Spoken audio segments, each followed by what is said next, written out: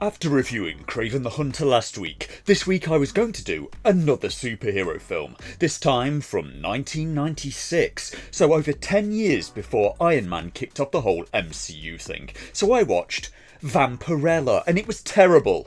And I laughed so much. The director has been quoted as saying he should have said no to making Vampirella, and this is from the director of Piranhaconda and also the parody skin flick The Hills Have Thighs. And no, I didn't make either of those up, but I kind of wish I had, and lived in a world where they weren't real. But then I watched something that for me is probably a contender for the best thing I've watched this year, so I wanted to cover that instead. And it's one episode of an anthology series called Secret Level. An anthology series is a series that presents a different story and a different set of characters with every episode, and with the current state of entertainment, I consider that to be a very wise decision. If they dipped a toe in the water first, they could have avoided making 2 full series of Velma.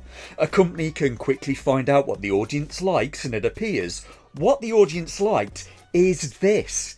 Episode 5 of that series, titled Warhammer 40k and They Shall Know No Fear. I'd heard it was impressive, so I gave it a try, and frankly, colour me impressed.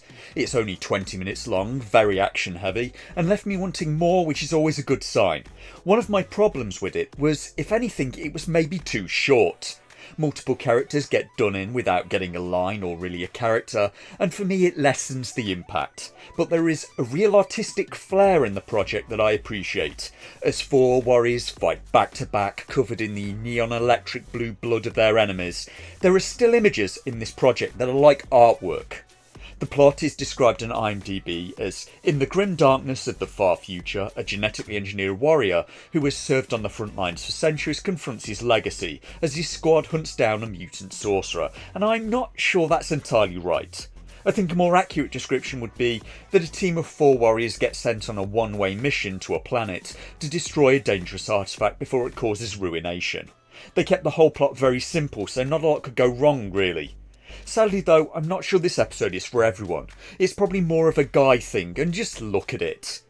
The action is some of the most crunching and brutal I've ever seen. It's unashamedly manly in a way that reminds me of a movie like Predator. Frankly, it's very welcome in a time where some people are defining manly as Timothy Chalamet or Sam Smith, and this kind of action is something you can probably only do with CGI.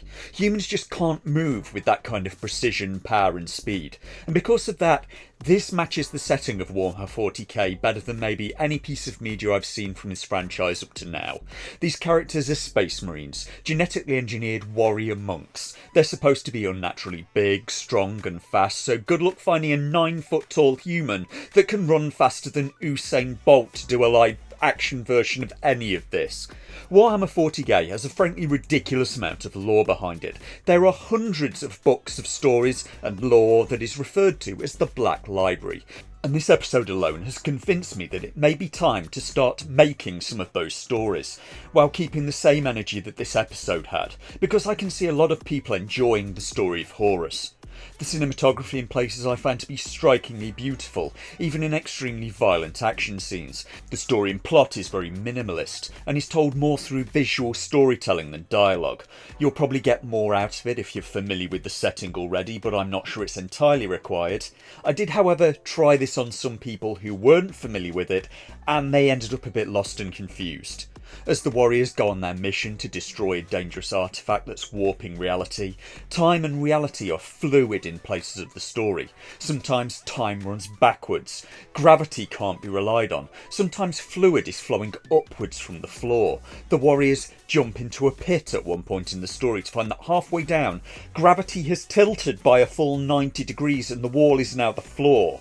The whole episode has heavy notes of surrealism, so if you like action and beautiful cinematography and surrealism as it appears I do, there's a lot in this 20 minutes for you. But if you prefer character building and romance and relationships and kissing and Sydney Sweeney gyrating and the work of Shakespeare being defiled, maybe give this one a miss and watch Anyone But You instead. I also had slightly mixed feelings about this character, Meteorus, because I really like the actor. It's this guy who was in The Mummy and played Adebisi in the series Oz, and what little of the character I saw made me want to know more about him. But the problem is that Space Marines have a lot of very different chapters. There were 20 originally, but more have been founded, and now it's more like 1,000. And Ultramarines, of which these characters are, have tended to look like this. The Space Marines chapters in the lore are all kind of close genetic relatives, so the Blood Angels all tend to look a bit like their Primarch leader Sanguinius, and that makes a lot of sense for the tabletop game that this started as, where you want all the factions to look distinctive enough that you can easily tell apart who's on the same side at a glance. So that now seems to be being changed, and the Ultramarines are getting more diverse, you know, updated for a modern audience, like Kraven the Hunter that I reviewed last week, that went from being a big game hunter in the source material to in the new movie being an animal rights activist. So you know, just minor changes. But if they wanted a diverse group of Marines, they could have already done that by just using a different group called the Death Watch, who are already diverse because they recruit from all the different Space Marine chapters. But that isn't good enough any longer, it seems.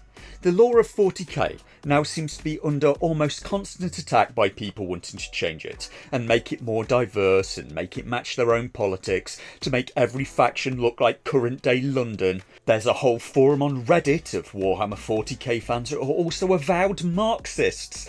And why should groups in the fictional 41st millennium all adhere to your politics? I find it hard to describe how incredibly boring I find that concept to be.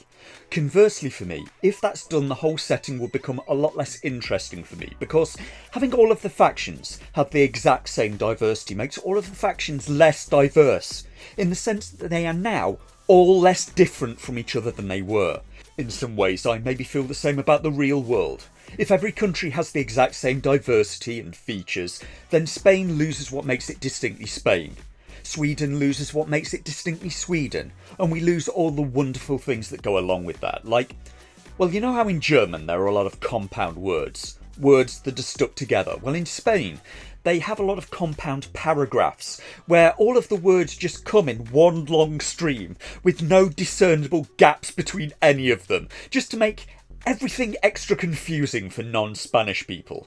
It means I don't get to go there and enjoy the different culture and language and architecture and food, because it's all exactly the same as where I just came from. Just go to Madrid and get a McDonald's. Modern architecture has a tendency to look the same in every city in the world. By making everything in the world diverse and modernistic, conversely, makes the world in many ways less diverse. There's also an ongoing argument about whether the Space Marine should be changed, retconned to not be all male, and for me there's no point in having female Space Marines. The Sisters of Battle are right there, and before you ask, yes, I would appreciate a series based around the Sisters of Battle if it was done like this. But if you have female Space Marines and male Sisters of Battle, the two very different factions have now become effectively interchangeable and more similar to each other. And there's no point trying to make Space Marines fit into the LGBTQIA alliance either, because they're probably already in there and seem to have been from the start. They'd be in the A group. They don't seem to be interested in men, they don't seem to be interested in women, they're not interested in any of that business. They mostly seem interested in cutting people in half with massive axes, and the Rainbow Alliance already has representation in Warhammer 40k. That's what Slaanesh is there for. Just a joke, don't get mad. If you only knew the power of one, the power of two, the power of many.